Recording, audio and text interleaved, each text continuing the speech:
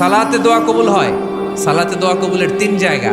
একটা হচ্ছে তাকবীরে তাহরিমার পরে আমরা সানা পড়ি না, আমরা তো একটা পড়ি। আল্লাহর হাবিব সুন্নাহ এবং নফল নামাজে আরো পড়তেন সানা, ওই দোয়া কবুল হয়। দুই নম্বর জায়গা সালাতে সেজদায় পড়ে দোয়া করলে কবুল হয়। আকরাবু মা ইয়াকুনুল আবদু মির রাব্বিহি ওয়া হুয়া সাজিদ ফাকসিরু ফীহি দুআ।